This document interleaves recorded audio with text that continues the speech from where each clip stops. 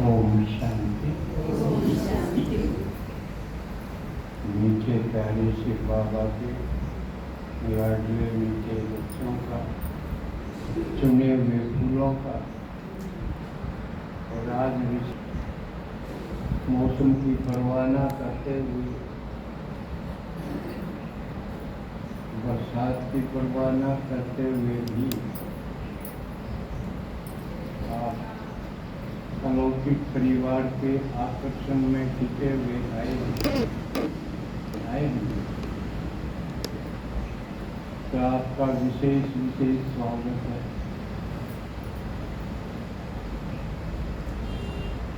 सोचो, अगर संगम युग ना होता, भगवान ना होता, ना आता, तो क्या हम इतने खुशी में मिलते? तो बाबा ने बताया, मेरे हाथ से चढ़ती कला। चढ़ती कला का मतलब क्या है? उतरते हुए दुखी थे, उतर के गिर के दुखी थे, लेकिन जब से गया तो खुशी की कुमारी भी चढ़नी शुरू हुई, है ना? अभी योग में देख रहा था, मतलब किसी का कितना खिला हुआ है, किसी का कितना खिला, जो जितने सोचे हैं, क्योंकि सारे उलझे हुए थे, गिर तो रहे थे, उलझ भी रहे थे। तो जितने जितने ज्ञान से सुलझते जा रहे हैं, उतने उनका चेहरा खुश है।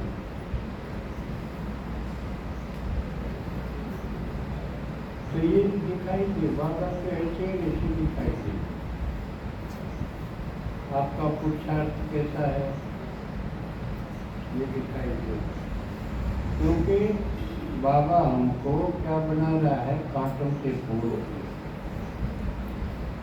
फूल तो खिले हुए होते हैं, कांटे वो तरह के खींचे खींचे, लंबा लंबा मुंह, चिंता का मुंह, दुख का चिंता का मुंह अलग है, खुशी का अलग है।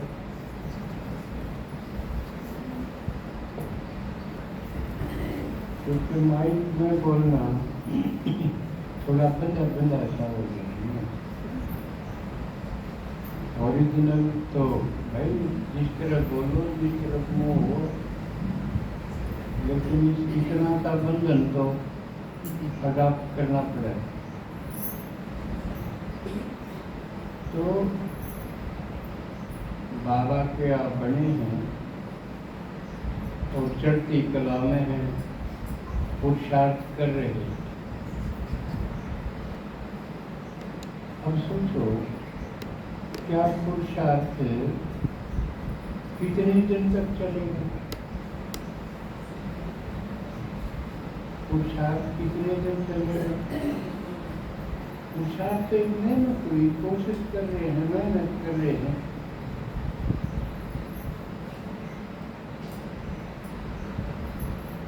लेकिन पुरुषार्थ है एक साधना, एक अभ्यास। लेकिन अभ्यास पूरा भी तो, साधना के बाद सिद्धि भी तो। जिसकी सिद्धि आ जाएगी, साधना पूरी होगी, वो उसकी अवस्था कैसी होगी? वो निरंतर योगी हो जाए। निरंतर योगी की पहचान, वो निरंतर खुश रहेगा। नहीं तो कभी कोई माया का वार होगा, उदासी आ गई, दुख की फीलिंग आ गई, फिर संभलो, ज्ञान की पॉइंट लगाओ, हमें कौन से दूर कराया जाएगा, इस कौन सा साबन लागेगा इसको, एक बार चोट लागे फिर उसको साफ करो, उसको ठीक करो, बाबा को याद करने की करो, बाबा ने सुनाया वो ज्ञान की पॉइंट ढूंढो। अब किस वक्त में बाबा ने क्या किया? तो ये होगा पुरुषार्थ, अभ्यास करना, हिम्मत करना, मेहनत करना। क्योंकि एकदम आते ही तो सब निरंतर योगी बनते हैं, क्योंकि हम द्वापर से कलयुग तक भिन्न भिन्न स्टेज से गुजरे हैं, 5 विकारों की चोट से गुजरे हैं,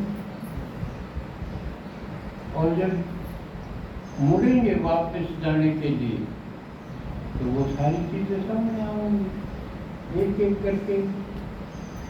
किसी को तो आसानी से पार कर जाएंगे, किसी में थोड़ा देर लगेगी, जैसे मौका है, किसी में तो ठीक है, नाम मात्र का वो है तो है, और वो चला गया तो चला गया।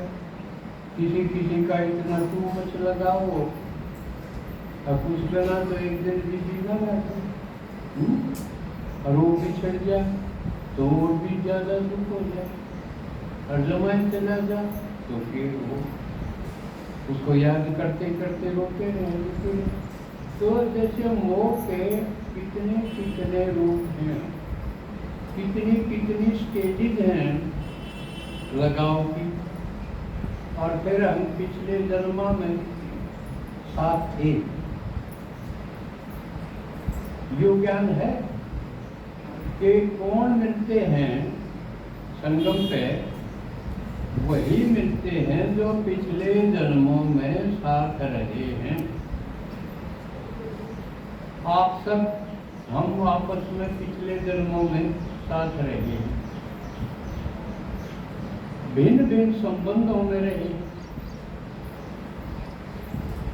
उनको कॉलेज में इकट्ठे कर दिए, पतवा गिरा, अलग अलग संबंधों में रहे हैं। संबंधों में भी कोई नजदीक के संबंध, कोई थोड़े से दूर के, लेकिन रहे जरूर हैं। बाबा उन्हीं को सबको इकट्ठा कर रहा है। ये पॉइंट शायद कम समझाई हुई होगी, आज समझ लो। संगम युग पर बाप, सिर्फ बाप नहीं मिलता। बाप मिलने के बाद हमारे 84 या जिसके 80 किसी के कितने जन्म हुए, जन्म भी तो अलग अलग है ना। पूरे 84 तो किसके होंगे? जो पहले जन्म का, सतयुग के पहले जन्म में, मान लिया कोई पहले में नहीं, दूसरे में, तीसरे में, चौथे में, 5वें में, 10वें में, त्रेता में आओ। क्यों 8 के बाद तो त्रेता हो जाए। तो वो जब भी आए हैं वो सारे संगम पर मिलेंगे जरूर, इकट्ठे हो जाएंगे, और उसकी पहचान होगी आपको। संगम युग पर चलते चलते मिलते मिलते कोई तो इतने करीब महसूस होंगे। उसके कारण क्या है कि वो पिछले जन्मों में बहुत नजदीक के संबंध में थे। ये पहचान होगी। उनका जिया को लागे, दूर को नहीं रह सकते, उन्हें रोक कर तो अभी ना रुके, रुकना पड़ गया तो वो याद करते रहेंगे। याद वो निकटता महसूस होगी हम सब लोग। घर से ज्यादा प्यारे वो लगेंगे जो इस घर में, और जो संगम पर आके भी पुराने घर में प्रीति जिसके लिए जागी, समझो वो संगम का मजा नहीं है, आया नहीं वो संगम पे, पुराने पे है ज्यादा। तो ये मिलते हुए एक दो को फिर बाबा का धीरे अगर कहोगे तो आपको क्लियर भी आ जाएगा कि ये आत्मा मेरे किस जन्म में किस संबंध में थी, ये आ जाए।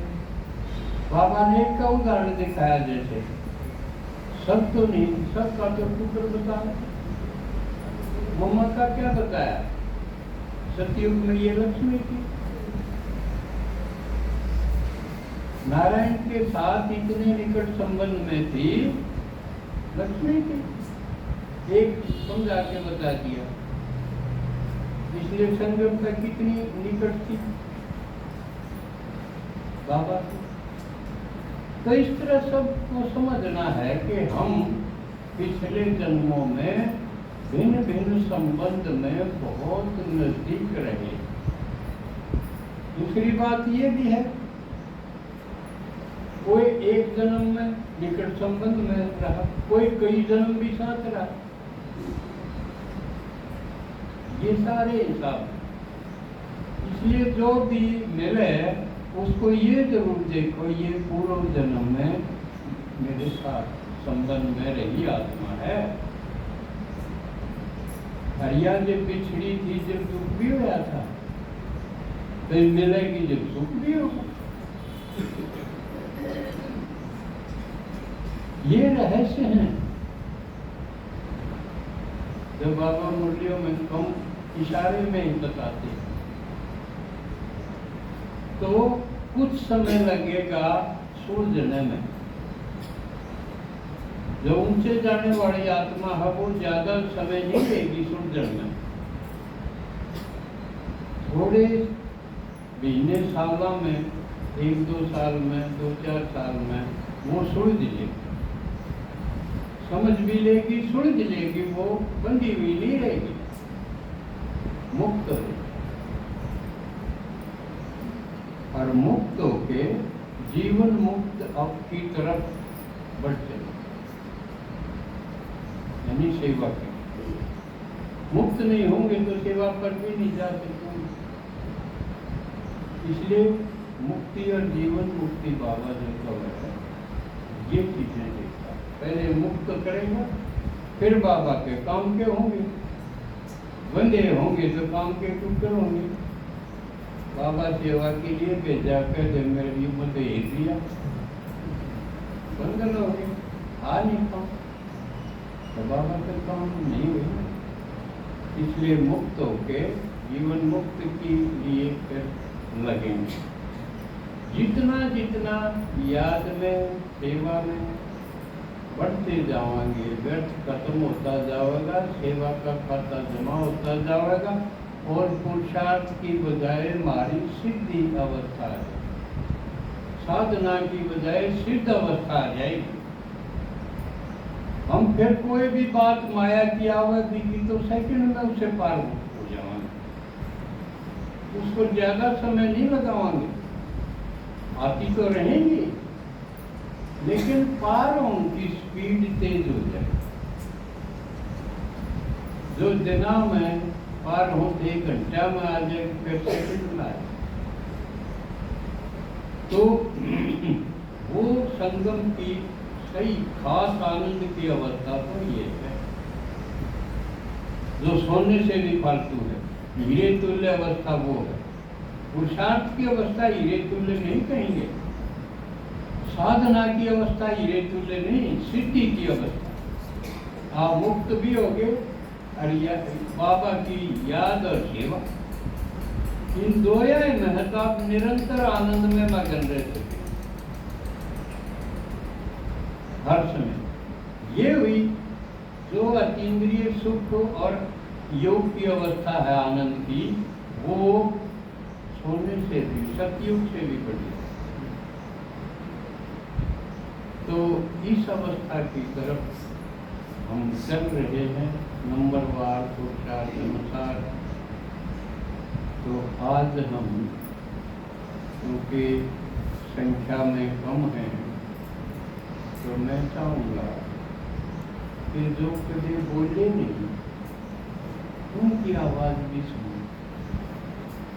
जिनको मौका नहीं मिला काटने का, बोलने का मौका नहीं मिला, चाहे वो 2 मिनट बोलो, उनकी आवाज़ तो सुनो। और बाकी जो ORC गए थे उनमें से जो आए हों वो वहाँ का अपना अनुभव भी बताएंगे।